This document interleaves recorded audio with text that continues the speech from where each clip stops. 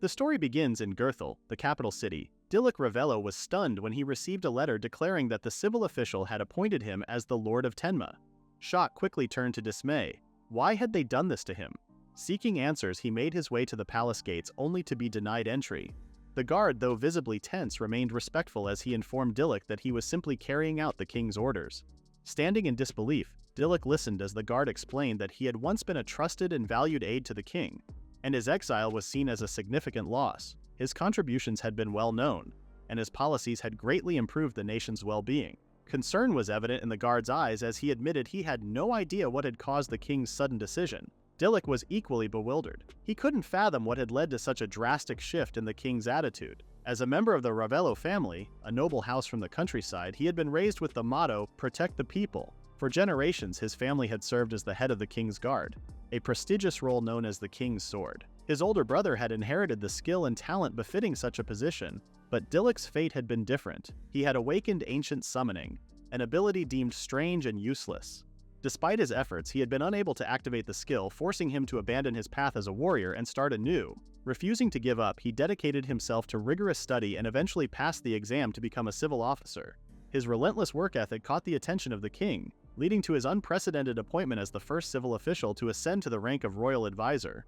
Serving the king, the nation, and its people had brought him great pride.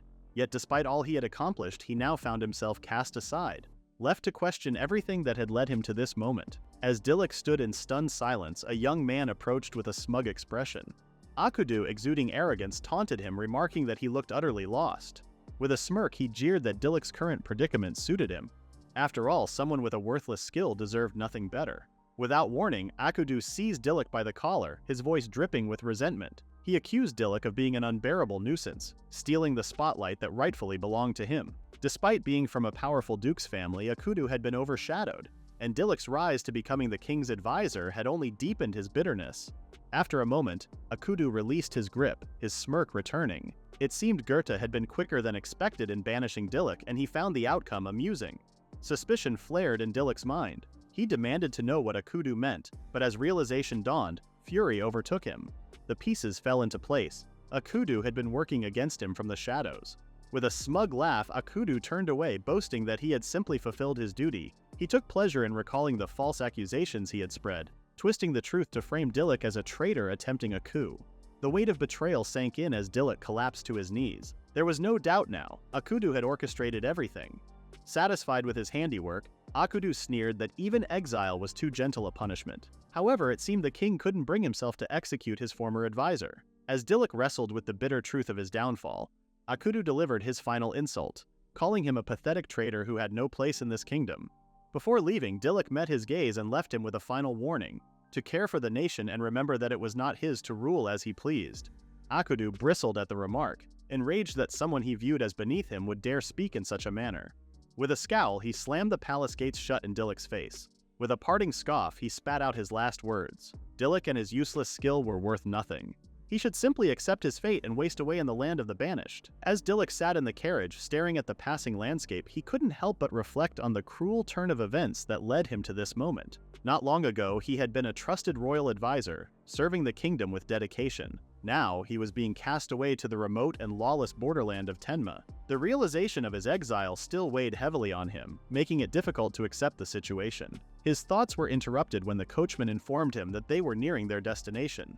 Tenma had long been regarded as an unruly territory where the influence of the government was barely felt. Even its previous lord had abandoned it, leaving behind a land that no one wanted. Dilluk, feeling guilty for making the coachman travel so far into isolation, expressed his apology. However, the man reassured him that it was no trouble at all.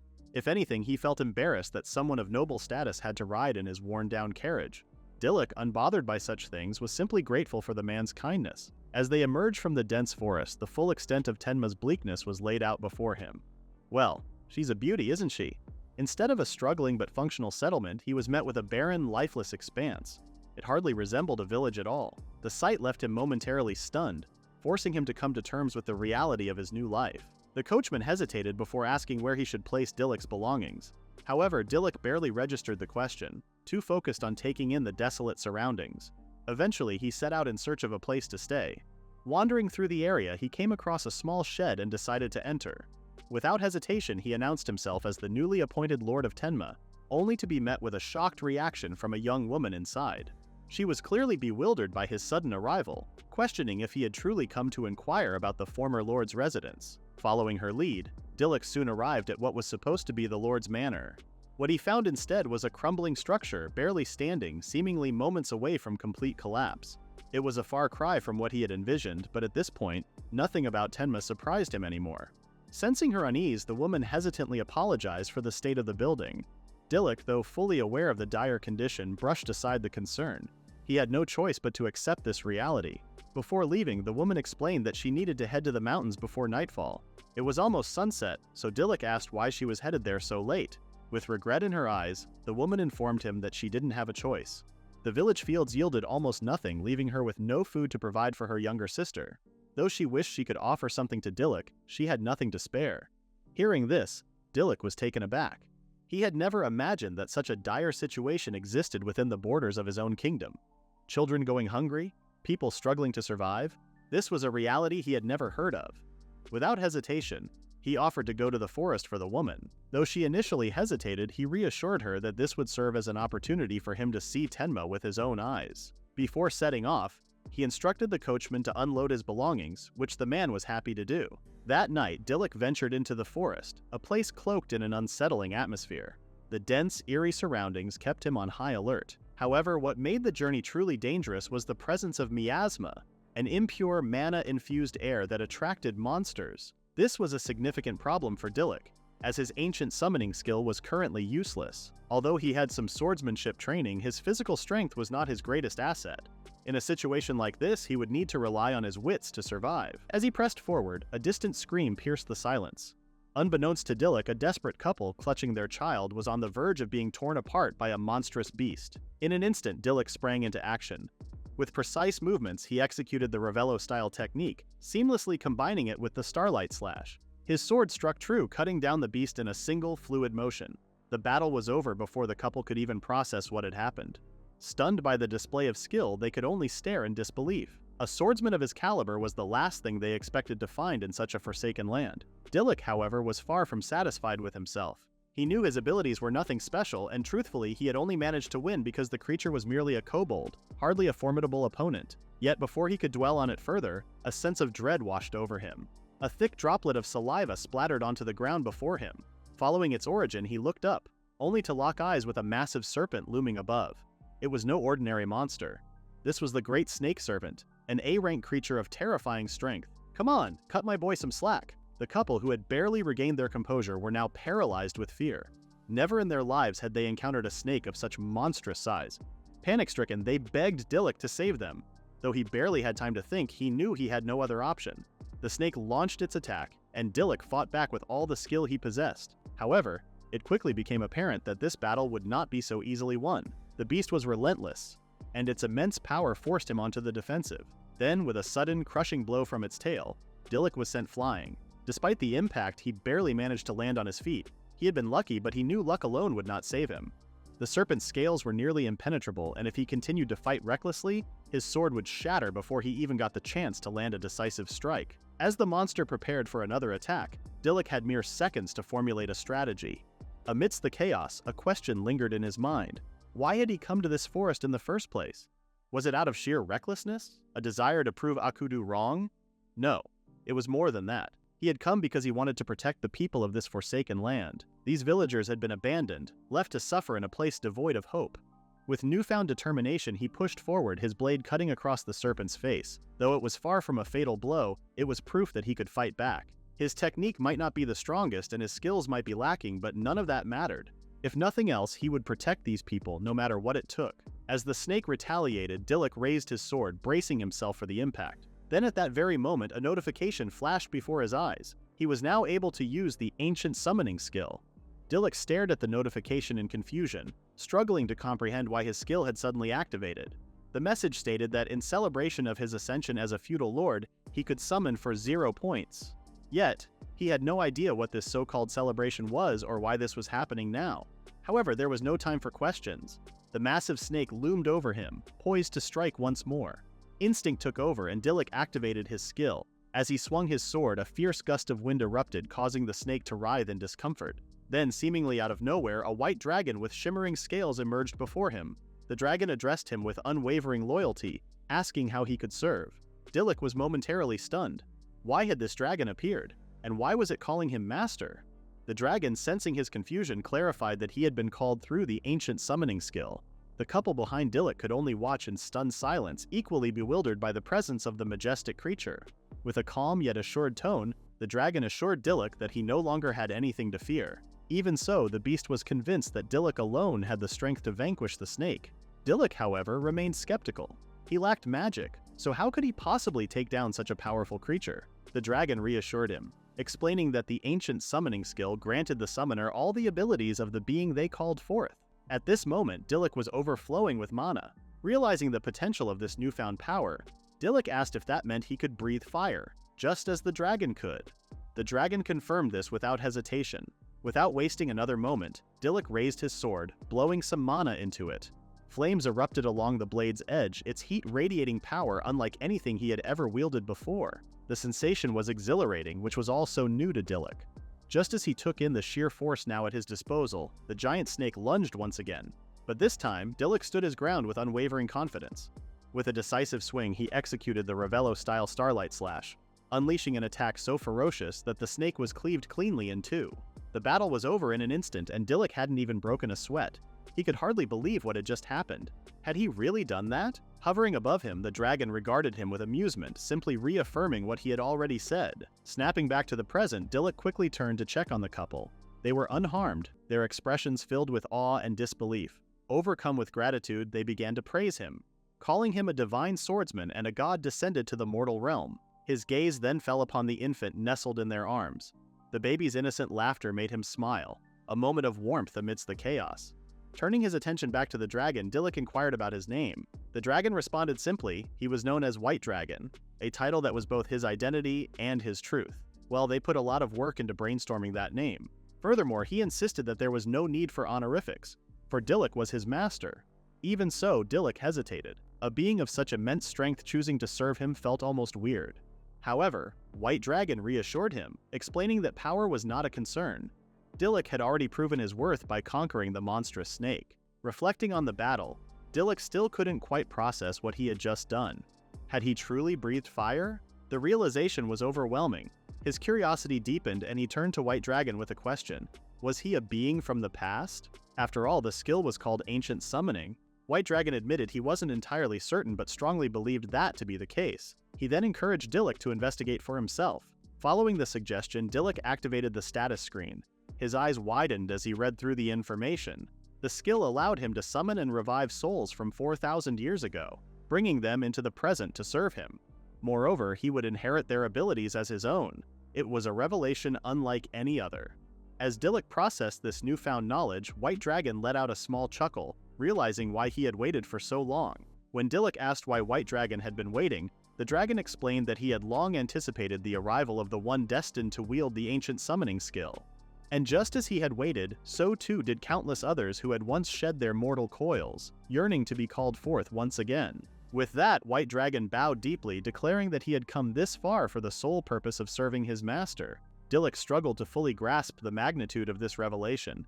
There was still so much he didn't understand. But one thing had become clear, this skill was far from worthless. In fact, it might just be the most powerful of them all. And with this realization, a renewed sense of purpose ignited within him. Unbeknownst to him, far beyond the reaches of the forest, a mysterious figure stirred with excitement. The one they had been waiting for, the master they were destined to serve, had finally appeared. Dilluk offered the couple a ride on White Dragon's back, an offer they hesitantly accepted despite feeling a bit embarrassed about relying on him. Even so, their gratitude outweighed their discomfort. Dilluk, however, brushed off their thanks, insisting that White Dragon deserved the recognition instead. The dragon, ever composed, dismissed the praise because it was only a simple act of duty. As they soared through the sky, the husband suddenly realized that Dilluk was their new lord, a revelation that brought his wife a sense of relief. This reaction unsettled Dilluk, who believed he had yet to prove himself worthy of such trust. The husband, however, strongly disagreed, pointing out that Dilluk had just demonstrated his strength by effortlessly cutting down a giant snake. He expressed his admiration, convinced that no other lord could be as dependable. Excited by the thought, he declared that he and his wife must spread the word of Dilluk's heroic deed to the entire village. This only made Dilluk more flustered, insisting that there was no need to do so. White Dragon, however, saw no issue with it, believing that such feats deserved to be recognized far and wide. Although Dilluk felt shy about the praise, a quiet sense of pride settled within him. He had been banished and sent to rule over the remote borderland of Tenma, a punishment that came without warning. Yet, despite the unexpected turn of fate, he had managed to awaken the ancient summoning skill, which had ultimately saved the villagers. However, he was well aware that this victory wasn't his alone. Without White Dragon, he wouldn't have stood a chance against the beast. White Dragon, however, viewed things differently. From his perspective, heroic spirits like himself were simply extensions of their summoner's power, existing only to serve those who possessed the ancient summoning skill. As the journey continued, Dilluk reflected on the nature of his newfound ability. The skill allowed him to wield the strength of any heroic spirit he summoned, a realization that filled him with both excitement and curiosity. However, upon inspecting his status screen, he noticed a restriction. He was currently unable to summon another spirit. There was one remaining summon available to him, and after that, he assumed he would need to earn points before unlocking another. Yet the method of earning these points remained a mystery. There was still much about the skill that he did not understand, but one thing was clear. The spirits he summoned came from an era dating back 4,000 years. The revelation of Dilluk's skill left the husband astonished, as history from 4,000 years ago had seemingly faded into obscurity. His wife agreed, remarking that no records from that era existed, not even within the vast libraries of the capital. She added that this period once saw the rise of a now-lost civilization. Reflecting on this, Dilluk speculated that it was known as the Age of Legends. Before long, they arrived at Tenma. White Dragon was quick to note that the settlement was in dire need of development. Just then, the couple expressed their gratitude to him, acknowledging the great help he had provided. White Dragon, however, dismissed their thanks, stating that heroic spirits existed solely to serve their summoners. Dilluk then voiced his concern about whether the villagers might fear White Dragon's presence, but the dragon reassured him that it wouldn't be an issue. Non-human spirits possessed the ability to become invisible, and once summoned for the first time, they could be called upon freely without restrictions. Since White Dragon could still hear him even in this state, Dilluk only needed to speak his name for him to reappear at his side. As a token of appreciation, the couple offered to help clean Dilluk's manor, but he refused, insisting that he would handle the repairs himself first. They then attempted to give him a large portion of meat, but he declined, instructing them to distribute it among the villagers instead. While the couple complied, White Dragon tried to convince Dilluk to accept it, mentioning that the roasted meat was a delicacy. Ultimately, the couple left him behind to explore his new home. Upon stepping inside, Dilluk was met with a space made for living. That is, if you're a cockroach. The place was in utter disarray. Dilluk questioned whether he had grown too accustomed to the comforts of the capital and worried that he was acting spoiled. Determined to adapt, he reassured himself that as long as he had a place to store food and water, he could manage. However, he immediately noticed problems. There was no proper lighting, and when he picked up a nearby lamp, it was broken. The barrels meant for water storage were riddled with holes, rendering them useless. To make matters worse, Tenma was located at the northernmost edge of the kingdom, meaning its winters would be brutally cold. Given its remote location, Dilluk doubted that basic supplies would even make it to the town from other cities. With a heavy sigh, he realized just how much he needed. At that moment, he remembered that he still had another summon available. He wondered if there was a heroic spirit skilled in construction, perhaps a carpenter or a woodworker. Bro wants a magical Bob the Builder. Though uncertain, he decided to take a chance. Without hesitation, he activated his ancient summoning skill, calling forth a hero from across millennia to appear before him.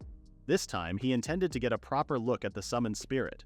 When he had first called White Dragon, the urgency of battle had consumed his focus, leaving him with little time to observe. As the magic activated, he reminded himself once again. This so-called worthless skill had awakened, granting him the ability to summon heroic spirits from 4,000 years ago and wield their power. Suddenly, a massive explosion erupted, forcing Dilluk to brace himself as he wondered what kind of abilities this new heroic spirit possessed. The intense light momentarily blinded him, but as it faded, he found himself face to face with a striking young woman with short hair. Without hesitation, she introduced herself as Cindy Keene, expressing her delight at finally meeting him. She explained that she had responded to his summon the moment she heard it and, most importantly, had been waiting for this opportunity for a long time. A sense of unease settled over Dilluk as he struggled to recall Cindy's name, an action that quickly irritated her. She protested that simply calling her Cindy lacked charm, insisting that she preferred Si-chan because it sounded more affectionate. Left with no alternative, Dilluk relented and addressed her as Si. Immediately, Cindy softened, acknowledging that it was unreasonable to expect him to know her preferences right away. She admitted that she had simply gotten carried away after waiting so long to meet him. Now fully composed, she pledged her unwavering service to him, encouraging him to command her however he saw fit. "Say no more, woman." Caught off guard, Dilluk awkwardly explained that his priority was restoring his house, though he hesitated to ask a girl for help with such a task. Touched by his consideration, Cindy grasped his hands in appreciation. Reassuring him, Cindy confidently declared that her expertise lay in alchemy, a statement that left Dilluk perplexed. Sensing his confusion, she asked if he was familiar with the discipline. If not, she assured him that there was no need to worry. He only had to watch as she demonstrated her skills firsthand. Without warning, Cindy activated her magic, alchemical arrangement, unleashing a powerful surge of energy. In an instant, the once dilapidated space transformed, now spotless and perfectly arranged. Dilluk could only stare in disbelief, struggling to process what had just happened. Cindy, brimming with pride, eagerly awaited his reaction, asking if she had been of any help. However, Dilluk was too stunned to respond immediately. When he finally managed to speak, he demanded an explanation for what he had just witnessed. With a smug grin, Cindy clarified that he had just experienced alchemy firsthand. She explained that at its core, alchemy functioned on the principle of equivalent exchange. By expanding her mana, she had gathered and reorganized the surrounding wood, effortlessly restoring order to the space. Impressed, Dilluk marveled at the technique, questioning if it was some form of ancient magic. Cindy hesitated at his phrasing before realizing the truth. Alchemy had long since vanished from this era. Despite its absence, she reminded Dilluk that he shouldn't hesitate to use it, as it was part of their agreement. Dilluk absorbed her words, acknowledging the truth in them. Turning his attention to his system screen, he noticed a new development. His alchemy skill had now reached level 1. Though he had yet to grasp its full intricacies, he knew he had to put it into practice. Testing his newfound ability, he activated alchemical arrangement, causing the broken lamp to suddenly emit light. Cindy immediately clung to his arm, celebrating his success and praising him for getting it right on the first try. As he processed the sensation, he noted that using alchemy drained his mana, but the potential it offered outweighed the cost. Fueled by excitement, he pushed forward, repairing a chair and patching up the water barrels, both attempts proving successful. Meanwhile, Cindy was raising her hand enthusiastically, eager for Dilluk to let her assist him further. Dilluk, sensing Cindy's desperation, decided to test her abilities more. He mentioned that he needed a new lamp and asked if she could create one for him. Without hesitation, Cindy activated alchemical arrangement, and in an instant, a beautifully crafted flower-shaped lamp materialized before them.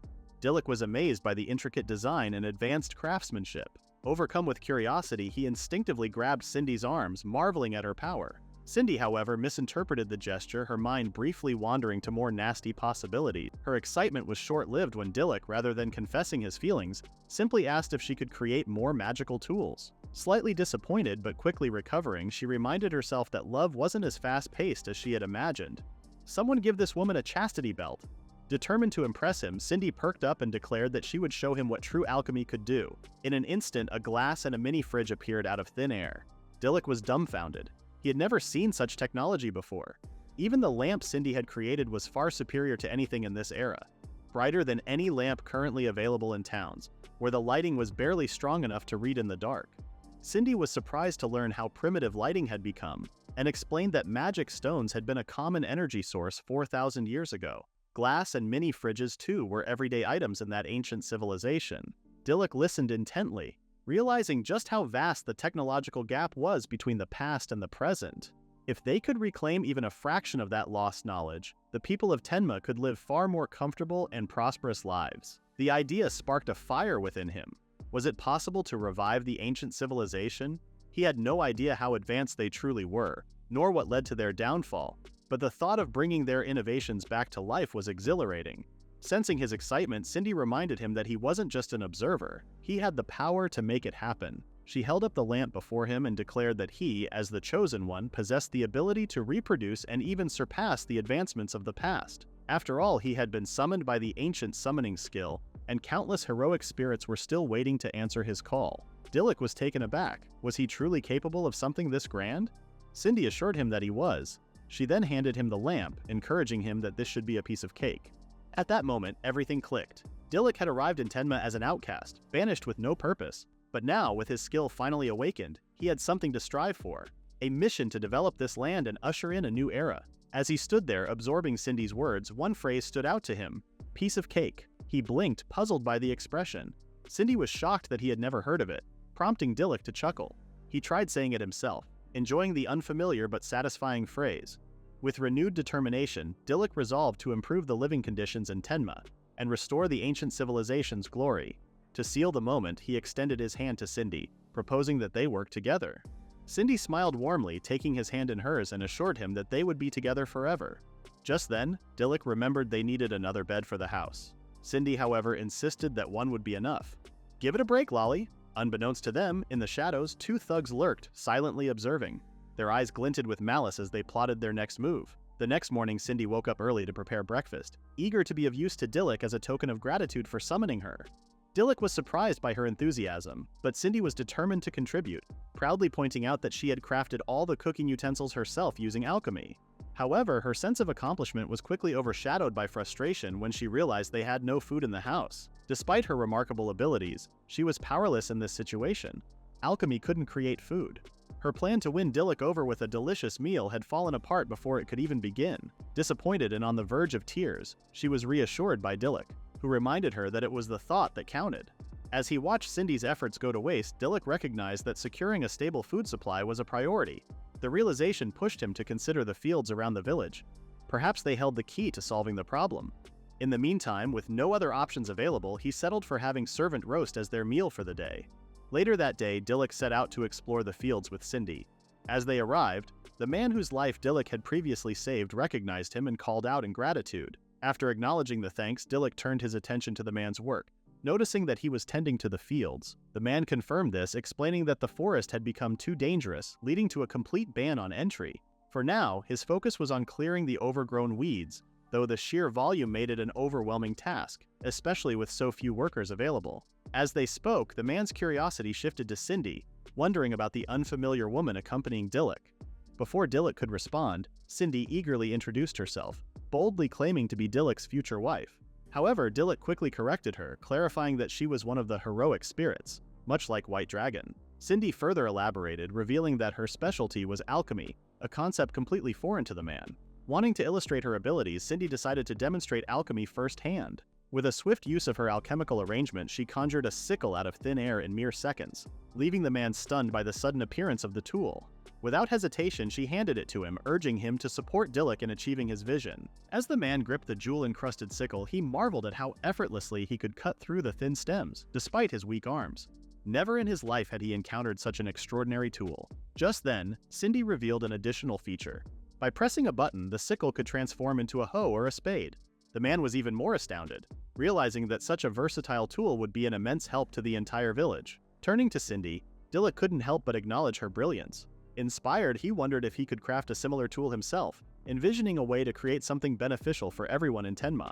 Cindy confirmed that it was possible, though she cautioned that merging large amounts of metal required a certain technique. She explained the fundamental principle of alchemy, which was the equivalent exchange of energy. By converting his mana into magnetism, Dilluk could make it attract only specific materials, ensuring that the tool components would bond exclusively with their intended parts. To him, it was akin to assembling pieces with tiny magnets. Taking detailed notes, Dilluk quickly grasped that transforming mana into magnetism was the key. Without hesitation, he activated the alchemical arrangement, and within moments, he successfully replicated the sickle Cindy had created. Cindy, thoroughly impressed, praised his work, declaring it flawless. Just then, a sudden beeping sound caught Dilluk's attention. To his surprise, his lord points had increased to 200. He speculated that contributing to the village's development had earned him these points, possibly bringing him one step closer to summoning another hero once the meter was full. The realization excited him. Not only did it signify his growing ability to aid his people, but it also meant success because he could now use the ancient summoning skill. If things continued progressing this well, Tenma's future would undoubtedly be brighter. However, his thoughts were abruptly interrupted by a distant scream. Alarmed, he turned to the man holding the sickle, who quickly pointed in the direction of the sound. It had come from Letika's house. Letika, the girl Dilluk had first met upon arriving in Tenma, was in distress. Without hesitation, he and Cindy sprinted toward her home. Upon arrival, they were met with a tearful Letika who pleaded with Dilluk to save her younger sister, Lena. To his horror, a group of thugs had taken Lena hostage. Letika then revealed that the same bandits had already kidnapped many villagers, including their parents. Now they had come for her sister as well. Dilluk instinctively gripped his sword, prepared to strike. but the bandit holding Lena immediately issued a threat. One wrong move and he would slit the girl's throat. Trapped in a dire predicament, Dilluk hesitated. Summoning White Dragon could escalate the situation, and at this rate the bandits would undoubtedly take Lena away for good. Frustration welled up inside him as he struggled to find a way out of this standoff. Then, without warning, Cindy casually raised her hand, offering herself in exchange for Lena. Her unexpected proposal stunned everyone, Dilluk, Letica, and even the bandits. Cindy calmly explained that she wished to help the village and was willing to be taken as long as they promised not to harm anyone. With a bright smile, she insisted that this was a great deal for them. The bandit, quick to seize the advantage, immediately accepted the offer. Without hesitation, Lena was released, and Cindy walked toward her captors with deliberate ease. As soon as the bandits secured Cindy, they grinned with satisfaction, marveling at how effortlessly she had surrendered. If only all hostages were this cooperative. Cindy, however, simply smiled at Dilluk, leaving him utterly perplexed by her demeanor. Meanwhile, Letica pulled Lena into a tight embrace, overwhelmed with relief that her sister was safe. Then one of the bandits urged his partner, Aniki, to make their escape. Aniki, wearing a smug grin, boasted that their unexpected prize would allow them to live comfortably for a while. In an instant, they activated a special tool, vanishing from the scene without a trace. As the bandits disappeared, Letica turned to Dilluk, guilt-ridden. She apologized, blaming herself for Cindy's sacrifice. However, Dilluk reassured her that this wasn't her fault. Cindy was no ordinary person. She was a powerful magician who wouldn't allow herself to be captured without a purpose. He held on to that belief, certain that she had a plan. Meanwhile, the man from the fields remained in shock, unable to process what had just transpired. Dilluk's gaze fell on the scythe lying beside the man, and an idea sparked in his mind. He quickly borrowed the man's sickle, his thoughts aligning with a newfound strategy. Without hesitation, he summoned White Dragon. Elsewhere, the bandits reveled in their triumph, laughing at Cindy's current predicament. They boasted that she was their most valuable catch yet. Aniki ordered his men to search her belongings, only to be puzzled by how little she carried, just a sickle and a small bag. Meanwhile, one of the bandits eyed Cindy with suspicion, unnerved by how easily she had surrendered. Aniki sneered, questioning if she was so terrified that she had lost the ability to speak. Without waiting for a response, he directed her toward the other captives. Cindy's eyes swept over the group of villagers who had their hands tied. It was clear that they had all been taken against their will, and this cave was likely the meeting point where the bandits would negotiate their sale. Confirming her suspicions, Aniki declared that they would all be sold together. He further emphasized that the entrance was sealed tight, so no one was coming to rescue them. With a smirk, he told Cindy to accept her fate. This was the end for her. However, Cindy simply smiled and turned the tables on them. Instead, she told the bandits that they were the ones who should be accepting their fate. Her confidence unsettled them. When she casually stated that Dilluk, her master, would come for her, Aniki's smirk faltered, replaced by irritation. Enraged, he raised his hand, ready to strike her down. But before his palm could make contact, a sudden force shattered the cave's entrance, sending debris flying in all directions. As the dust settled, Dilluk stood at the entrance, having arrived just in time to save Cindy. His expression remained confident as he faced the bandits, who were taken aback by his sudden appearance. Aniki, now recognizing him as the same man from earlier, was in disbelief, while his companions struggled to understand how Dilluk had managed to track them down. Without hesitation, Dilluk revealed the sickle, explaining that Cindy had previously taught him how to manipulate his mana into magnetism.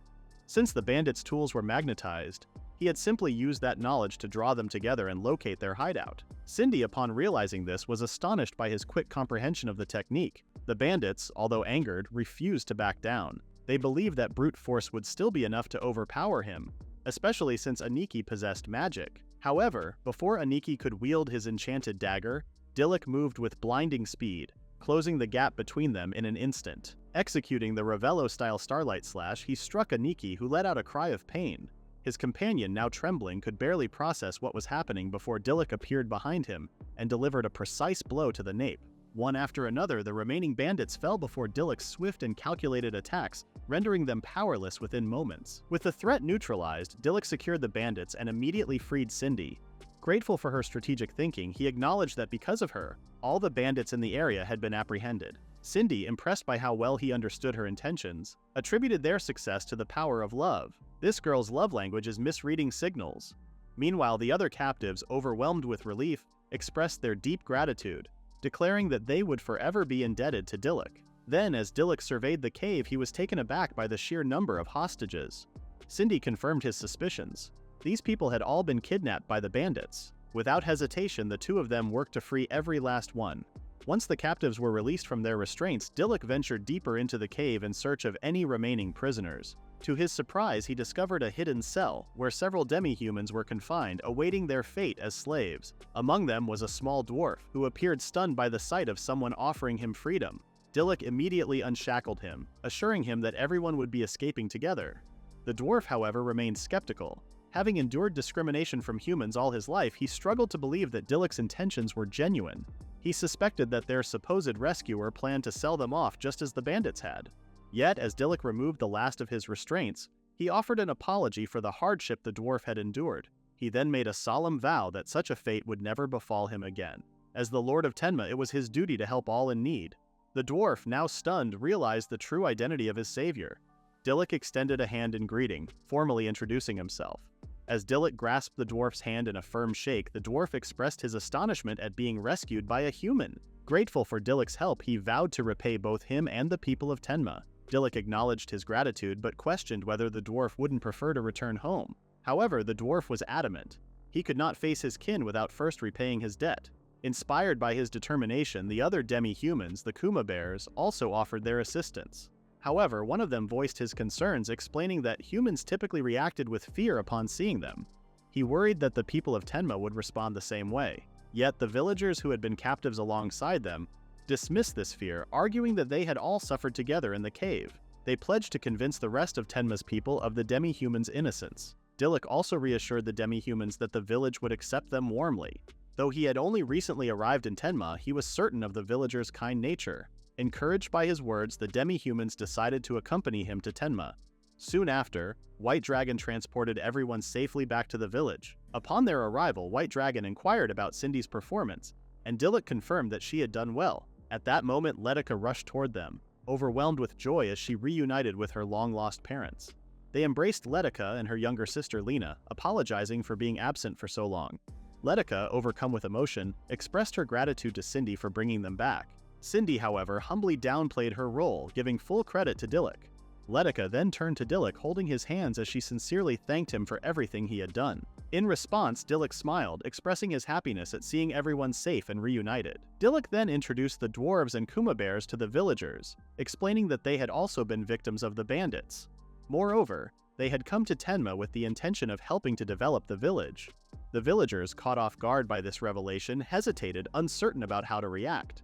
Noticing their apprehension, the demi-humans grew disheartened, having anticipated such a response. But before the tension could grow, Letica stepped forward, reminding the villagers that the demi-humans had played a role in saving her parents.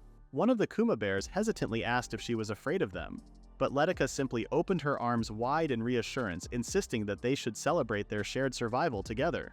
Moved by her words, the rest of the villagers followed suit, welcoming the demi-humans and affirming that they had a place in Tenma. Touched by the warm reception, the demi-humans smiled gratefully at Dilluk and Cindy.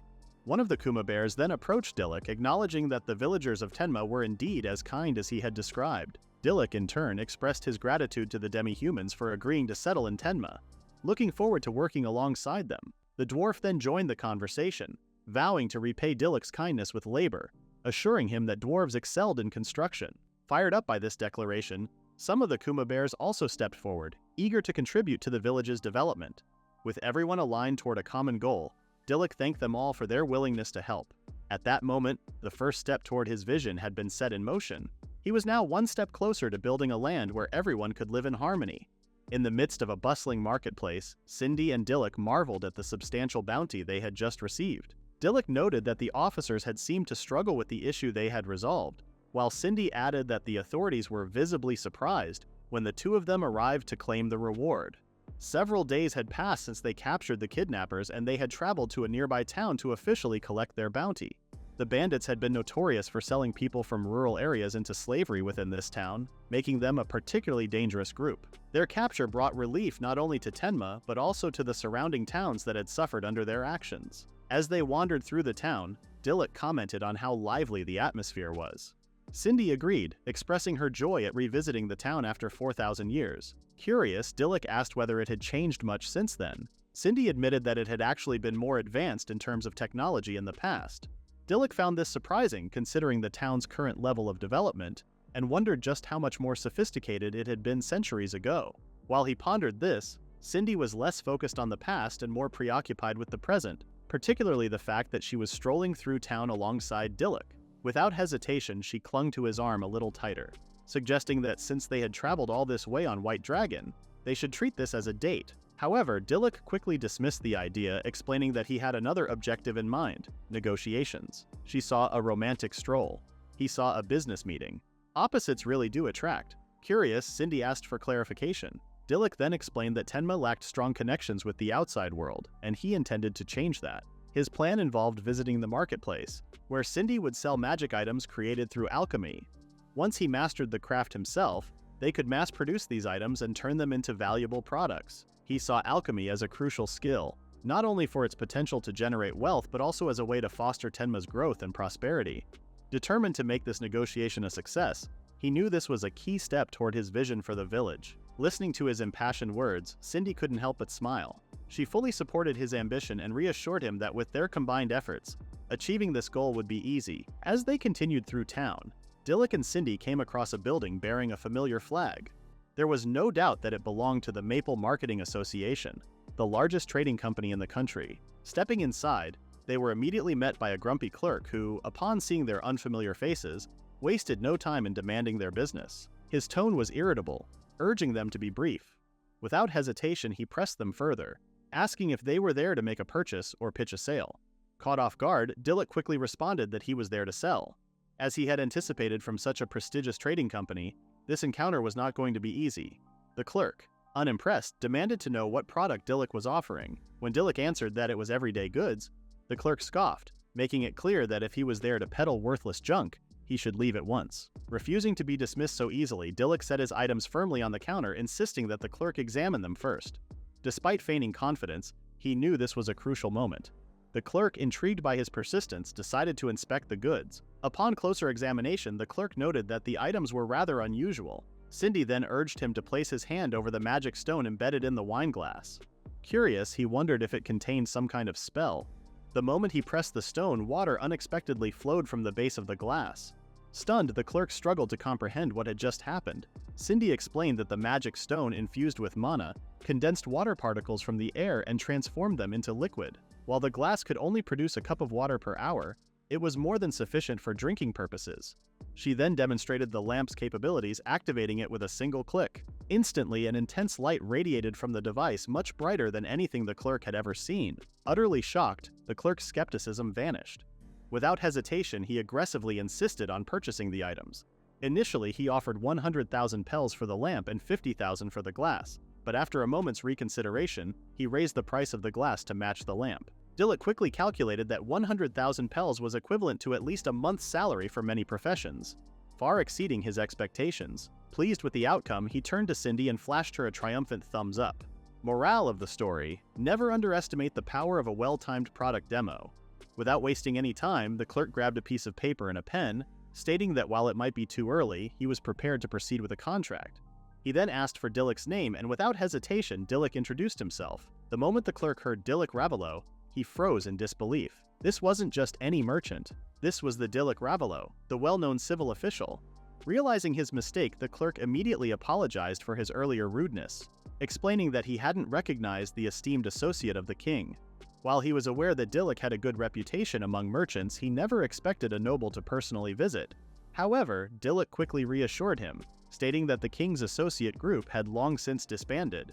There was no need for formalities anymore, as he was now simply the Lord of Tenma, a town on the borderlands. Seizing the moment, Dilluk made a request. He wanted the clerk to arrange for a caravan to travel to Tenma and make regular purchases from the town. The clerk hesitated, noting that Tenma was quite far from their current location. Even if it was Dilluk's request, the journey posed logistical challenges. Dilluk understood his concerns. After all, distance alone made the arrangement costly and risky. However, he wasn't about to let the opportunity slip away. He pointed out that Tenma had an abundance of land, which could be advantageous in the long run. More importantly, the magic items he presented would be exclusively produced there. If the clerk bought them directly from Tenma, he wouldn't have to worry about additional markups from middlemen. With that, Dilluk posed a question. Wasn't this a deal that benefited them both? My boy's out here negotiating like he's in Shark Tank. The clerk acknowledged that Dilluk had made a strong argument, but he hesitated. bringing up the rumors of frequent kidnappings in the area. However, Dilluk was prepared. He then showcased a certificate of appreciation from the local officers, confirming that he had already dealt with the bandits responsible. The clerk stared at the document in disbelief, struggling to process the fact that Dilluk had single-handedly taken care of such a major threat. After a brief moment of contemplation, the clerk let out a deep breath and finally agreed to the terms. Recognizing the potential of their arrangement, he extended his hand to Dilluk, expressing his high hopes for their partnership. Without hesitation, Dilluk shook his hand, sealing their deal with a mutual promise of a prosperous trade relationship. With their business concluded, Dilluk and Cindy mounted White Dragon's back, eager to share the details of their success. White Dragon, listening to their updates, was pleased that their journey had been worthwhile. Dilluk then reflected on their accomplishments and realized the impact of what they had just achieved. With a steady source of income now secured, he could focus on making Tenma a more comfortable and thriving town, a place truly worth calling home. Dilluk was welcomed back to Tenma by the demi-humans, who were busy with construction efforts around the town. They proudly informed him that they were finishing one structure per day, a pace that impressed him. Among them, a shy dwarf responded to Dilluk's praise, admitting that he had hurriedly built a shack as quickly as possible. However, when Dilluk caught sight of it, he was taken aback because it was far too grand for a simple shack. Embarrassed by the compliment, the dwarf bashfully explained that he owed Dilluk too much to build anything less impressive. As they spoke, one of the Kuma bears joined the conversation, explaining that the construction work was also a form of training for them. They were determined never to lose to gang members again. A nearby villager, overhearing the conversation, chimed in, remarking on how dependable the demi-humans had become. Dilluk was intrigued, so asked if the villagers were working alongside them. They confirmed it, though admitting they were physically weaker in comparison. Another villager added that people had once feared the Kuma bears, but now they were as reliable as anyone else in town. Hearing this, one of the Kuma bears grew shy, confessing that he never imagined living a life like this and expressing deep gratitude to Dilluk. However, Dilluk simply told him to acknowledge his own strength rather than give all the credit away. He then expressed his excitement for a future built together with the Kuma bears and the rest of the demi-humans. As Dilluk took in his surroundings, he realized that Tenma was gradually transforming into a thriving town. However, one major issue still remained: the ruined farmland. Determined to address it, he made his way there and found Letica hard at work tending to the fields. Noticing that she was carrying water, he asked where it was from. Letica explained that there was a natural spring at the edge of the village, and she had been fetching water from there to irrigate the crops. Dilluk was surprised. Had she been going back and forth between the spring and the field all this time? Letica confirmed it without hesitation. Cindy then wondered if the glass magic item could solve this problem, but Dilluk quickly dismissed the idea. The town's population had grown and agriculture required a large water supply. Using the glass would be inefficient. Instead, something else caught his eye: his alchemy level. Checking his status, he realized that he had reached level 3, which meant he could now handle a significantly larger amount of mana. Cindy was surprised by his progress, while Dilluk decided to test his abilities. Using alchemical arrangement, he channeled his energy into the ground, causing it to crack open. Before Letica and Cindy's astonished eyes, a stream of water emerged, flowing steadily through the field. Dilluk let out a sigh of relief because his attempt had been successful. Cindy, unfazed, simply commented that she expected nothing less from him. Letica, however, was deeply moved, explaining that the ground in this area was so hard that the villagers had already given up hope of ever having a steady water source. And yet, Dilluk had made the impossible happen, which she was very thankful for. However, Dilluk wasn't ready to celebrate just yet. He noted that the water from the spring was too weak to be sustainable in the long run.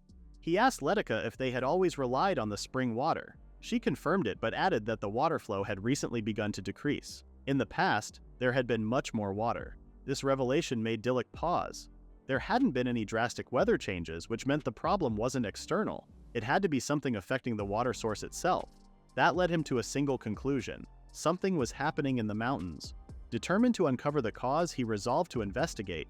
However, lurking in the shadows of the mountain, an unseen predator lay in wait, its presence unnoticed as it prepared for Dilluk's arrival. Dilluk immediately set off toward the mountains, accompanied by 3 Kuma bears. After several hours of walking, he realized that they were still far from reaching the spring. Noting his determination, the Kuma bears reminded him to stay cautious, as the area was known to be inhabited by dangerous beasts that could potentially be responsible for the disruption in the water flow. Despite the warning, Dilluk remained focused, insisting that the only way to uncover the truth was through thorough investigation. Encouraged by his resolve, the Kuma bears reaffirmed their commitment to the task. One of them, however, appeared particularly eager to locate the source of the problem and return home as quickly as possible. Sensing the unusual urgency, Dilluk observed the Kuma bear's behavior and soon learned the reason behind it. Cindy, who had remained in the village, had taunted him before their departure, threatening punishment if anything happened to Dilluk. Understanding Cindy's temperament all too well, Dilluk couldn't help but feel a twinge of concern himself. Pausing for a moment, he reached into his bag, remarking that he felt bad for leaving Cindy behind. At the same time, he needed the Kuma bears to assist in some manual work for the investigation. He then revealed the item he had retrieved, a net, which momentarily puzzled his companions. He went on to explain that it was a specialized trapping net designed for capturing boars. The net's 4 corners were weighted with magic stones, allowing it to automatically ensnare its target upon activation. If a human were to be caught, they could release the trap by touching all 4 stones at once. Impressed by the ingenuity of the device, the Kuma bears weren't surprised, as they had come to expect such cleverness from Dilluk. Meanwhile, he reflected on the net's potential benefits beyond their immediate mission. By setting up these traps, Tenma's food supply could be increased, and villagers would no longer have to venture into the dangerous mountains to hunt. With that thought in mind, the group pressed forward, continuing their climb toward the spring. As the group ventured deeper into the mountains, the atmosphere grew noticeably eerie. One of the Kuma bears observed that the weather in this area felt particularly harsh compared to the rest of the mountain. Before they could dwell on it further, he turned to Dilluk with a request. If they encountered any beasts, they wanted him to leave the fighting to them. The Kuma bears explained that their species possessed immense physical strength, far greater than that of humans, but had once fallen into the hands of bandits due to sheer misfortune. Having been saved by Dilluk, they now wished to prove their true strength in battle. Their determination was evident, and Dilluk acknowledged their resolve. However, as their lord, he refused to simply stand by while his people put themselves in danger. Instead, he vowed to fight alongside them. The Kuma bears, hearing this, enthusiastically accepted his decision. Suddenly, a deep, menacing growl echoed from the shadows. Without warning, a massive 3-headed beast, Cerberus, emerged with its eyes burning with fury. The group quickly spread out, preparing for battle. Dilluk immediately issued orders, directing one of the Kuma bears to move into the mountain's shadows. Aware of Cerberus's 3 heads and its nearly all-encompassing vision, Dilluk sought to keep the creature focused on the immediate fight, leaving an opening for a well-timed strike. Seizing the opportunity, one of the Kuma bears unleashed his full strength, lunging at Cerberus with remarkable speed. His claws slashed deep into the beast's flesh, eliciting a pained howl.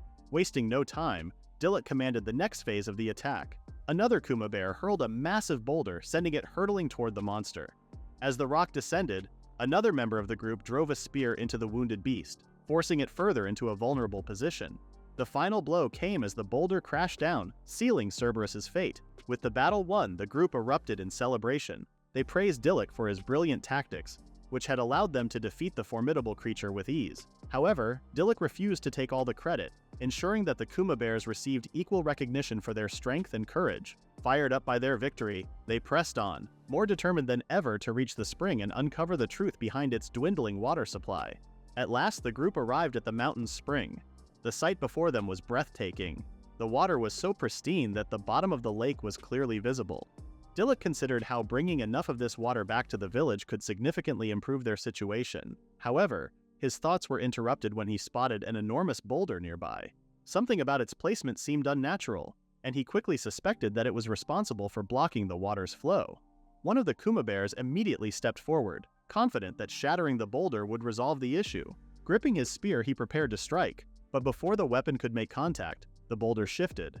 To their shock, what they had assumed was an ordinary rock was actually a rock golem lying dormant until now. As the golem rose from the ground, its colossal movement sent tremors across the terrain, causing destruction in its wake. Dilluk wasted no time issuing commands, instructing the group to start throwing rocks at the golem. At this rate, the golem might just die of secondhand embarrassment. Though their attacks appeared ineffective against the creature's formidable form, the Kuma bears remained steadfast in following his orders. Meanwhile, Dilluk readied himself for a decisive strike. Drawing his sword, he executed the Ravello-style crescent upper string slash, enhanced by dragon fire, aiming directly at a rock wedged between the golem's limbs. His precision paid off. The golem's leg was destroyed, severely limiting its mobility. However, the force of the attack caused debris to scatter, threatening to clog the lake with rock fragments. Recognizing the need for a swift resolution, Dilluk called upon White Dragon, effortlessly mounting the beast. With the situation in his grasp, he unleashed another powerful move, the Ravello-style Dust Shatter Strike, directing his blade toward the golem's core.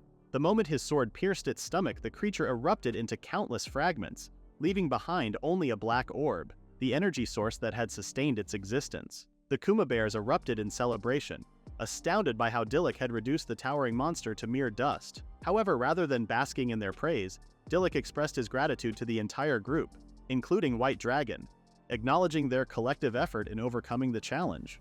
With the golem defeated, he was confident that the spring's waters had already begun flowing back to the village. Satisfied with the outcome, the group prepared for their journey home, eager to witness the long-awaited return of the water. Meanwhile, in the kingdom of Gurthal, King Gatel summoned Akudo to the palace halls, his expression heavy with disappointment. As the young noble stood before the throne, the king's gaze burned with frustration, questioning whether Akudo understood the reason behind his summons. The weight of his failures loomed over the chamber, the king's voice carrying the sharp sting of disapproval. Akudo's tenure had been riddled with incompetence, his performance lacking the precision and discipline required of his rank. It was an insult to the kingdom that he had followed a monster into the invasion of Shinjuru's castle, a reckless and unheard-of decision. When the beast had attacked, it had been the soldiers under his predecessor, Dilluk, who had stepped up to eliminate the threat.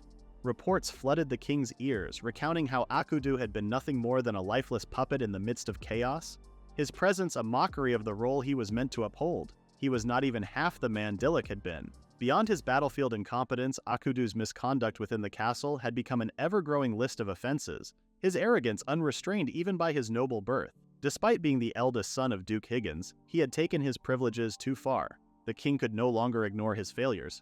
Without hesitation, he declared Akudo's suspension for an entire month, demanding that he reflect on his shortcomings. Free trial over. Akudo's out. Trembling with disbelief, Akudo struggled to accept the punishment. His pride urged him to argue, to insist on his innocence, yet the king remained unmoved. His words cut through Akudo's feeble attempts at justification, rejecting his excuses outright. The sight of him alone was enough to test the king's patience. Humiliated and powerless, Akudo had no choice but to retreat from the palace, his departure marked by shame. He fled through the grand corridors, desperate to escape the judging eyes of those who might witness his disgrace. As Akudo stormed out of the palace, bitter memories resurfaced, each one stoking the fire of his resentment. Time and time again, he had been forced to hear the same infuriating comparisons. How Dilluk would have completed tasks faster, how the kingdom would be better off if Akudo simply mimicked his predecessor. Whispers in the halls only reinforced the humiliation, branding him as a disappointment, a pale shadow of the man who came before him. The weight of those words crushed his pride, igniting a fury that refused to be extinguished. His hands clenched into fists as he vowed that, when the time was right, he would have his revenge. Back within the palace, the king sat in silence, his disappointment lingering. He had once believed Akudo to be a capable man, yet it had become clear that the young noble had built his reputation on the foundation of his father's name. Dilluk had been different. He had been a man of true ability, a leader who understood the king's vision. And yet it was Dilluk who had been accused of treason. The memory of that moment weighed heavily on the king's conscience. He had refused to believe it at first, unwilling to accept that someone so gifted could betray the throne. But the accusation had come from none other than Akudo, the son of Duke Higgins, a vassal too powerful to ignore.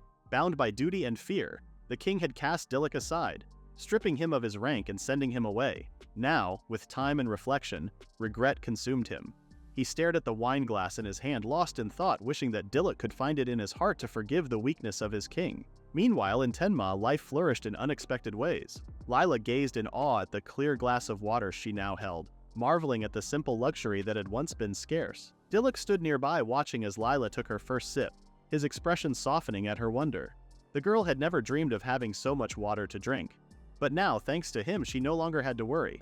Letica, on the other hand, observed the new well with amazement, her mind struggling to grasp the ingenuity behind it. Ever humble, directed the credit to Cindy, whose mastery of alchemy had made the well a reality. The Kuma Bears regretted the fact that Cindy had not been present to witness Dilluk's heroism during their mission at the mountains. Though flustered by their praise, Dilluk could not help but laugh. As he observed the thriving town, he realized just how essential water was, not only for survival but for prosperity. Agriculture would flourish, homes would be sustained, and the people would live without the burden of scarcity. Then, without warning, the quiet moment was interrupted by the unmistakable chime of the skill board. Cindy immediately took notice, her eyes sharp with understanding. Dilluk guessed that it was an indication that he had earned new lord points. The notification confirmed it. He had gained exactly 1,000 points. The realization dawned on him that he could now summon a new heroic spirit. Excited, he quickly extended his hand, activating an ancient summoning skill. A radiant beam lit up the town, crackling with energy. As the light faded, a dark-haired figure emerged. Dilluk and the Kuma bears ventured into the mountains in search of the source of the water shortage. There, they encountered and defeated a rock golem that had been obstructing the water flow. With the blockage removed, water once again surged back into Tenma, restoring the village's supply. As a result of this successful mission, Dilluk earned 1,000 points, granting him the opportunity to summon a new spirit. Utilizing an ancient summoning technique, Dilluk called forth a striking spirit with dark hair, who introduced herself as Alice. The moment he laid eyes on her, he found himself momentarily entranced, an unexpected reaction that did not go unnoticed. Sensing his awe, Alice grew self-conscious, and Dilluk, noticing her unease, reassured her not to be nervous. After formally introducing himself, Alice repeated her name in full, Alice Alicia. When Dilluk extended his hand for a handshake, Alice tensed even further, her discomfort becoming more apparent. Observing the interaction, Cindy quietly pointed out to Dilluk that Alice might be overly shy. Dilluk agreed, and Cindy, puzzled by Alice's nervousness, remarked that despite her reserved demeanor, Alice was a renowned spirit known for her exceptional cooking skills. This revelation caught Dilluk by surprise, prompting Alice to affirm Cindy's statement, acknowledging that cooking was indeed her specialty. Intrigued, Dilluk watched as Cindy, clearly excited, expressed her anticipation of tasting Alice's food. Without hesitation, Cindy took Alice's hand and eagerly encouraged her to demonstrate her culinary skills. The group soon moved to the kitchen, where Cindy proudly showcased an array of kitchen utensils she had personally crafted through alchemy. She assured Alice that she was free to use them as she wished.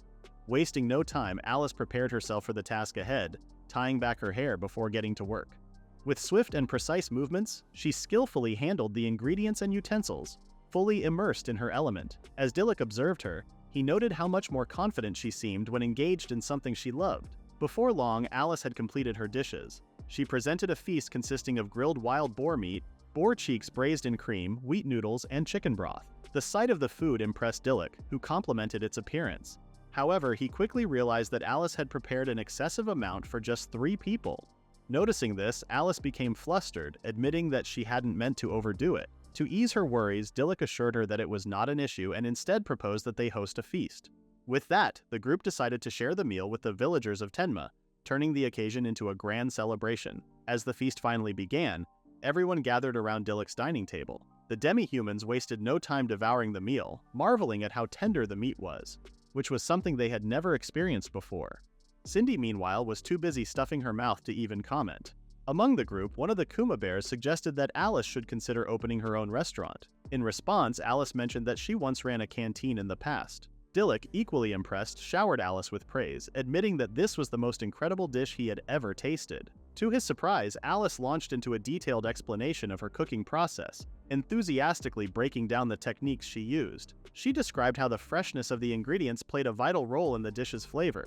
Since boar meat carried a strong odor, it was normally difficult to prepare, but by properly draining the blood, she was able to cook it well. Thanks to Cindy's freezer, the vegetables remained fresh, allowing for a richer taste. She also noted that while the ingredients typically had a lot of scales, she had taken care to remove them properly before mixing everything into the chicken broth, enhancing the dish's overall flavor. As Dilluk listened, he struggled to grasp the technicalities of her explanation, but still nodded along, claiming to understand everything she said. Dilluk's brain was buffering, but at least he was full. Recognizing Alice's deep passion for cooking, he remarked on how much she truly loved it. Alice chuckled in response, admitting that she did indeed enjoy it more than anything. Once everyone had finished their meals, Dilluk expressed his gratitude to Alice, noting that he already felt energized after eating. Alice explained that this was due to one of her abilities.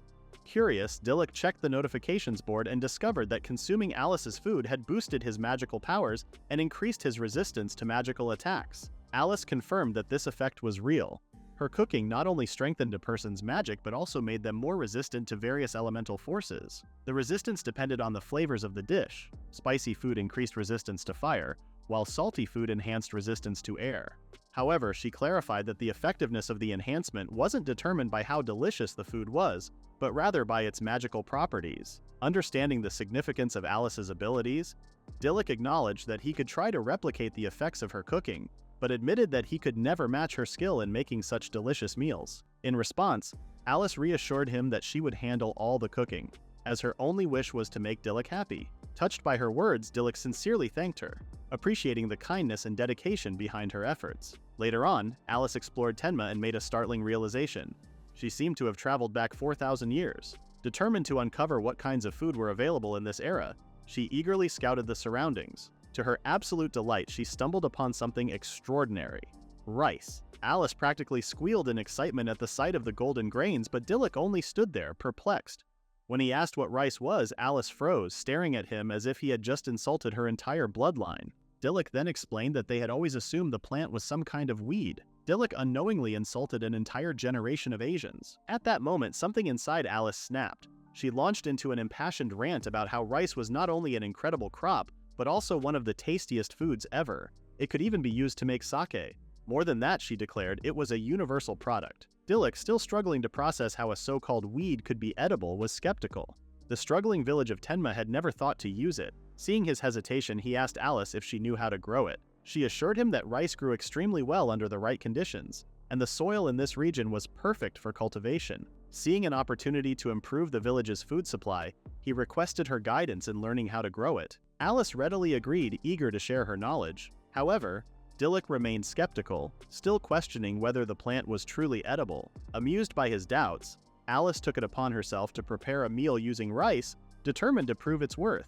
Once the dish was complete and Dilluk had the chance to taste it, his skepticism faded, replaced by genuine surprise at its rich flavor. As time passed, Cindy observed that Alice had adjusted well to life in the village, a sentiment Dilluk shared. He acknowledged that since her arrival, the quality of their meals had improved significantly. The memory of his first taste of rice remained fresh in his mind, and he admitted that he had never expected it to be so flavorful. Recognizing its potential, he saw rice cultivation as a viable solution to the village's ongoing food shortages. Beyond their agricultural concerns, Tenma also faced financial difficulties. Aware of this, Dilluk had been working on a plan to generate more income by selling additional magic items. However, Cindy reminded him of his previous dealings with the Maple Trading Company. Acknowledging the challenges that had arisen from that encounter, Dilluk explained that he had since been searching for a way to mass-produce the items more efficiently. In pursuit of a solution, he had turned to the dwarves for assistance. That very day, a representative from the trading company was scheduled to visit Tenma. The meeting carried the potential to open new opportunities for the village's economy. Excited by the prospect, Cindy urged Dilluk to head to the workshop without delay. Dilluk and Cindy made their way to the workshop, where they were warmly greeted by the leader of the dwarves. Dilluk, mindful of their work, apologized for the intrusion, but the dwarf reassured him that they were on break and that there was no need to worry. Cindy was fascinated by the workshop's impressive setup, so the dwarf proudly mentioned the exceptional craftsmanship of his people. He even noted that they had recently completed a major project. Without wasting any time, the dwarf presented Dilluk with the magic cups. Cindy was immediately captivated by their flawless design, as they looked indistinguishable from the ones she had originally created. The level of precision amazed her, while Dilluk felt immense relief because his trade concerns were now resolved. Accepting the cups, he assured the dwarf that he would be well rewarded for his efforts. Expressing his own gratitude, the dwarf thanked Dilluk for allowing him to dismantle the original cup, an opportunity that had enabled his team to develop a blueprint for mass production. With the process now ready to scale, Dilluk informed the dwarf that he would gather volunteers from the village to assist, entrusting the dwarf with overseeing the production. The dwarf enthusiastically accepted the role, but before moving on, he had something else to show Dilluk, a completed project that had just been finalized. Dilluk's anticipation turned to delight upon seeing the special bracelet he had requested. Curious about the item, Cindy inquired about its function. The dwarf explained that magical energy naturally regenerates over time, and this bracelet was designed to store excess energy, acting as a vault. By placing magical energy into the bracelet, the wearer could later retrieve it when needed. Even more impressively, the bracelet had been crafted using the core of the rock golem Dilluk had previously defeated. Understanding its value immediately, Dilluk gratefully accepted it, relieved that he would no longer have to waste magical energy. Cindy was equally impressed, acknowledging that as Dilluk's abilities grew, efficient magic use would become increasingly important. Dilluk agreed, explaining that this was precisely why he had commissioned the bracelet. Despite being focused on mass production, the dwarves had still made time to complete the project, something he deeply appreciated. Excited by the craftsmanship, Cindy's eyes sparkled as she admired the bracelet. She eagerly volunteered to fasten it onto Dilluk's wrist, and as he extended his hand, she carefully secured it in place. Almost instantly, Dilluk could feel the magical energy being absorbed into the bracelet. The dwarf then provided instructions explaining that squeezing the bracelet at the right moment would release the stored energy. Cindy admired how well it suited Dilluk and expressed a desire to have one for herself. Fortunately, the dwarves had crafted another with an identical design, much to her delight. However, this version was merely a replica and lacked the ability to store energy. Amused but undeterred, Cindy playfully feigned helplessness, requesting that Dilluk place the bracelet on her wrist. Before Dilluk could react, the dwarf swiftly secured it for her without hesitation. Cindy wanted a fairy tale. The dwarf gave her customer service. Cindy, momentarily stunned, had expected a more gentlemanly gesture. The dwarf, realizing his mistake, quickly apologized, explaining that he had acted without thinking. However, he was quick to compliment Cindy, insisting that the bracelet looked quite elegant on her. Flattered by the remark, Cindy's initial frustration quickly faded, leaving her satisfied with her new accessory. As Cindy admired her new bracelet, Dilluk quietly asked the dwarf if there were more available, intending to give one to White Dragon and Alice. The dwarf confirmed that he had more, but Cindy quickly caught on to their conversation. Realizing that she wouldn't be the only one with the bracelet, she grew upset. Sensing her disappointment, Dilluk tensed and explained that he preferred to keep the bracelets from becoming widespread, as their significance would lessen if too many people had them. Cindy sighed in understanding, acknowledging Dilluk's thoughtfulness. The dwarf, attempting to ease the moment, assured Dilluk that he would adjust the sizes and personally deliver the bracelets later. Checking the time, Dilluk noted that the caravan was supposed to arrive soon. Since it was their first visit, it was important to welcome them properly. Cindy, now in better spirits, agreed to go with him. Together, they left the workshop and waited outside for the caravan's arrival. As time passed without any sign of the caravan, Cindy yawned, growing impatient. Dilluk, concerned that something might have happened along the way, instructed White Dragon to take them into the air for a better view. Once airborne, Cindy soon spotted a wagon on the road below. Wasting no time, Dilluk descended and immediately recognized the clerk he had previously met. The clerk stood tensely, his posture stiff with unease. Suspicious of the situation, Dilluk's attention was drawn to a sword pressed against the clerk's throat. The weapon belonged to a figure inside the wagon, who remained partially concealed. Without hesitation, Dilluk demanded that the person step forward. A slow, menacing chuckle filled the air as the figure emerged. To Dilluk's surprise, it was Akudo. With a devilish grin, the rogue loser fixed his gaze on Dilluk, making it clear that he had come to confront him. As Cindy tried to make sense of the unfamiliar man before them, Dilluk identified him as Akudo Higgins, the king's minion and the very person responsible for his banishment. His anger flared as he demanded to know Akudo's purpose. Meanwhile, the clerk, who had just disembarked from his wagon, revealed that he had been ambushed by Akudo while traveling to Tenma. Akudo immediately silenced him with a sharp rebuke before turning his attention back to Dilluk. He stated that he had come to deliver an enticing offer. If Dilluk accepted, his past treason would be forgiven, allowing him to return to Goethel. Akudo had heard of Dilluk's life in Tenma among demi-humans, which he viewed with disgust. However, if Dilluk agreed to serve under him, he would regain his status and be reinstated in political affairs. Cindy, taken aback by the proposal, anxiously awaited Dilluk's response. Without hesitation, Dilluk unsheathed his sword and aimed it at Akudo, making it clear that he would not be anyone's pawn. He declared himself the Lord of Tenma, and warned Akudo to remember that. In response, Akudo smirked before abruptly seizing the clerk and driving a dagger into his face. He signed up for a trade deal, not facial reconstruction. He issued a chilling threat. Dilluk would have no choice but to comply, or the clerk would die. However, before Akudo could carry out his plan, White Dragon descended from the sky, its sudden presence instilling terror in him. Akudo immediately released the clerk, who, though frightened by the beast, expressed his gratitude. Still shaken, Akudo questioned the creature's nature, speculating that it might be some kind of demon. Dilluk corrected him, explaining that White Dragon was not a demon but his companion, born from his skill. Akudo was visibly stunned, having always believed Dilluk to be incapable of wielding any useful abilities. To him, Dilluk had always been an insignificant failure from a weak noble family. He scoffed at the idea that no matter how many allies Dilluk had, he would never be capable of accomplishing anything on his own. Dilluk responded with a smirk, admitting that Akudo might be right. He did rely on his friends.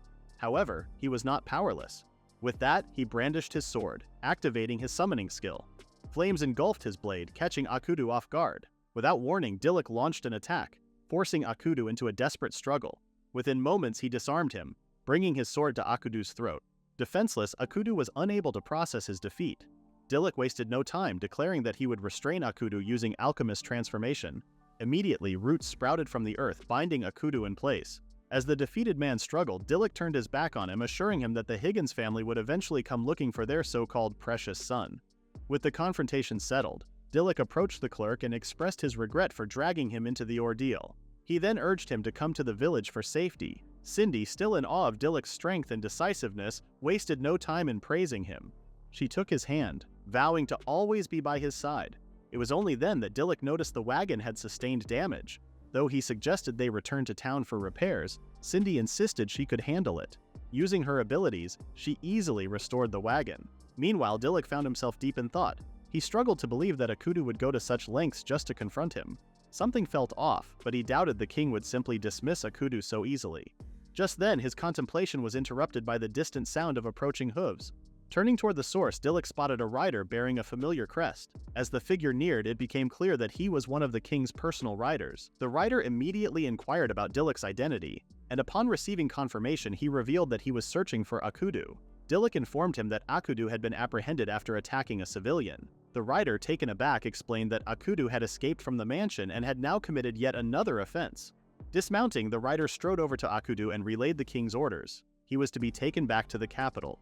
Producing an official document, the rider announced that as of that day, Akudo Higgins was suspended from his position as the king's aide, with the suspension extended for another 2 months. A final decision regarding his punishment would be made at a later date.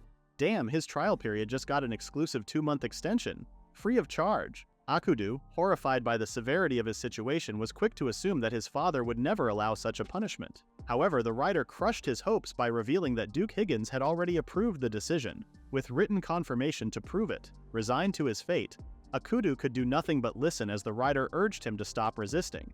Dilluk informed the rider that he would leave Akudo in his care, to which the rider expressed his gratitude. Meanwhile, Cindy announced that she had completed the repairs. After thanking her, Dilluk suggested that they return to Tenma.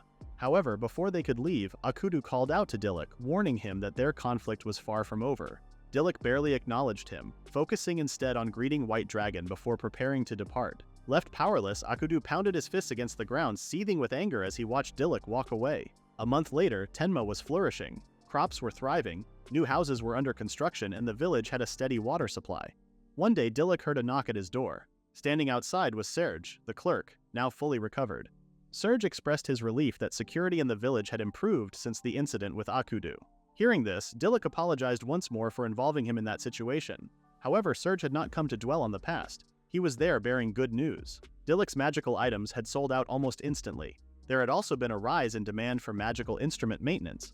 Dilluk was pleased as he believed it was wasteful to replace items when they could be repaired.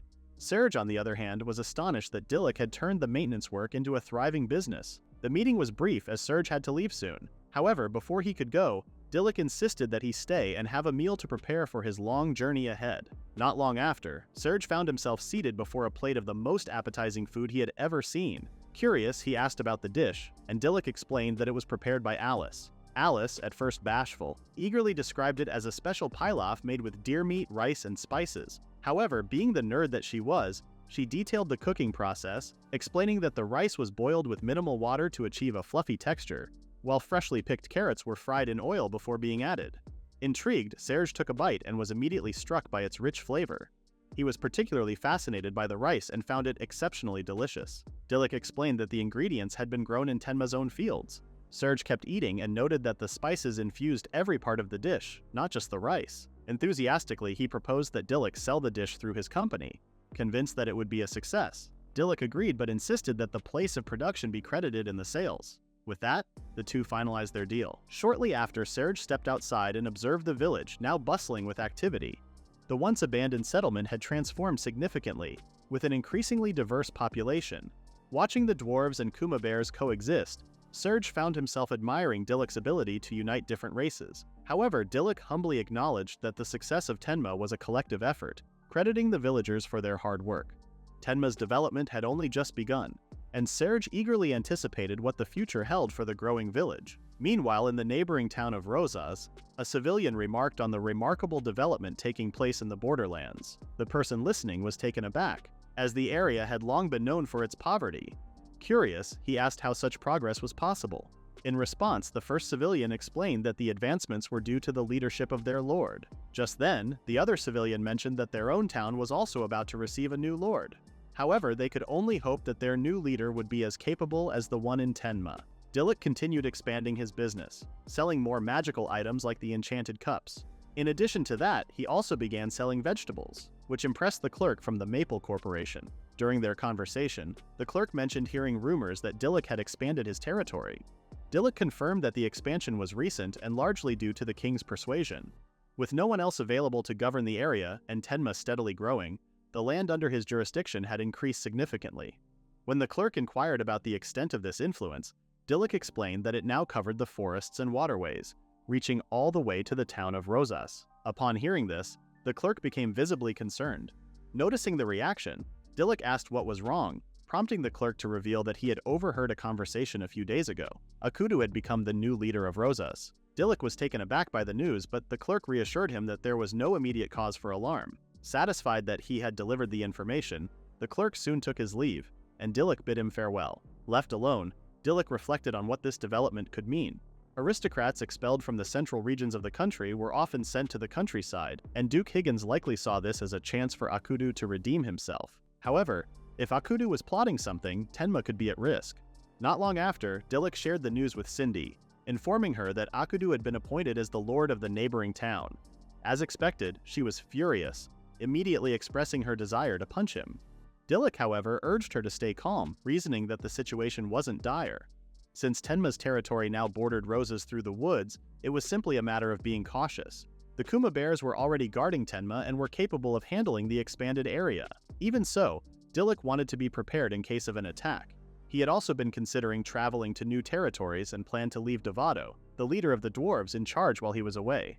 Hearing this, Cindy insisted on accompanying him. With that decision made, they set off for the woods. Deeper in the woods, Dilluk observed that while there weren't many miasmas, there was an abundance of monsters. The dense forest provided ample hiding spots, making it a strategic location in case of an attack from Akudo. To prepare for any potential threats, Dilluk decided to set traps. Without delay, he and Cindy began placing various traps throughout the area. However, after some time, Cindy grew exhausted.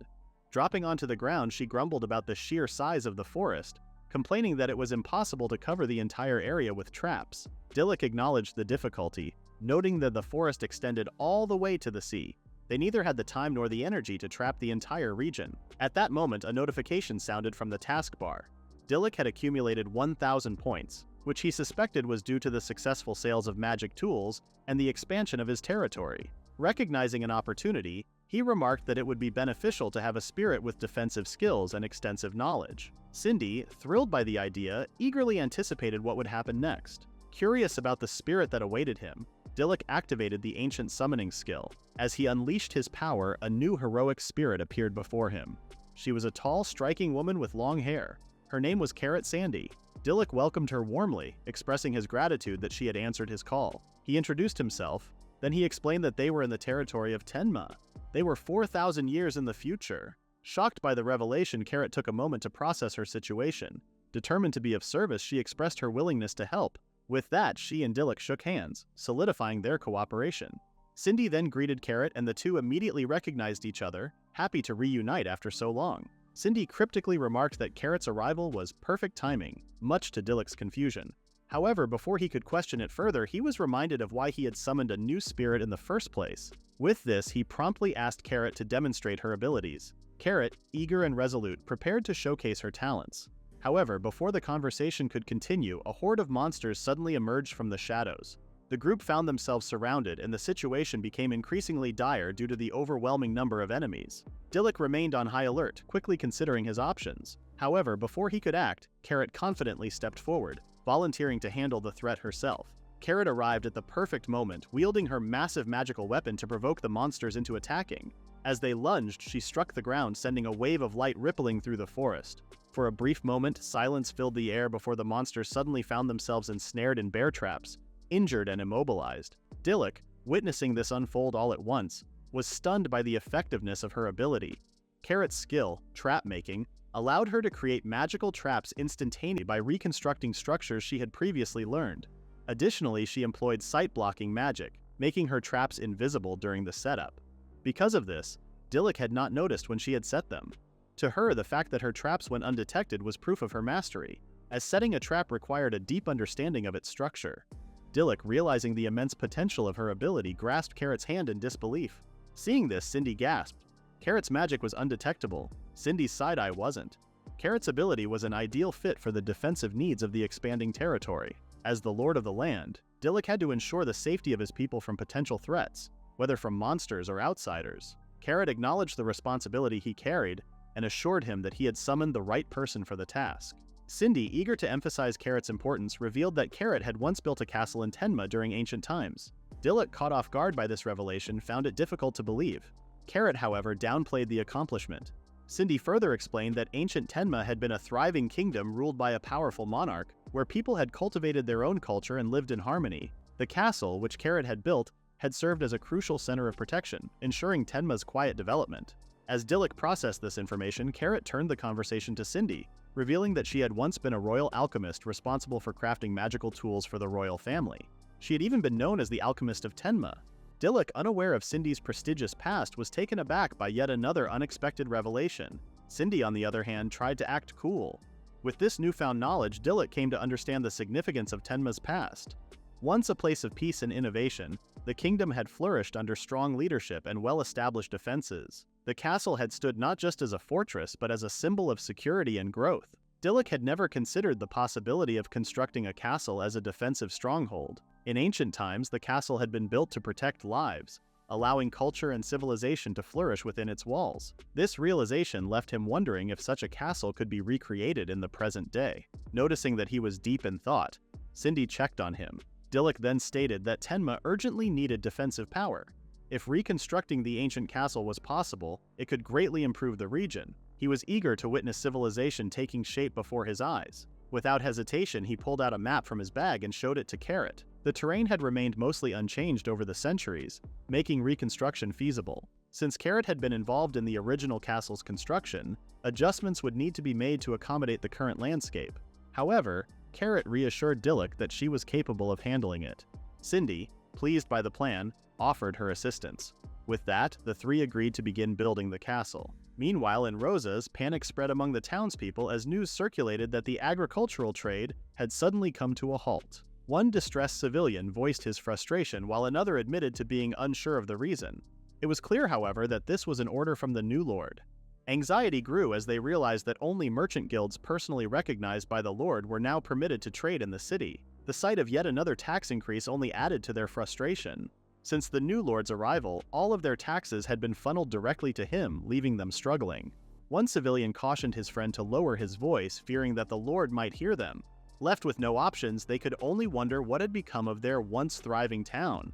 At the same time, within the halls of power in Rosas, a messenger informed the lord that the new regulations on commerce and the latest tax increase had been successfully implemented. Everything was proceeding according to plan. Listening with satisfaction, Akudo smirked. He had finally seized control of Rosas, and soon his sights would be set on overtaking Tenma. That is the end of the recap at Chapter 8. Please read the pinned comment about the next part.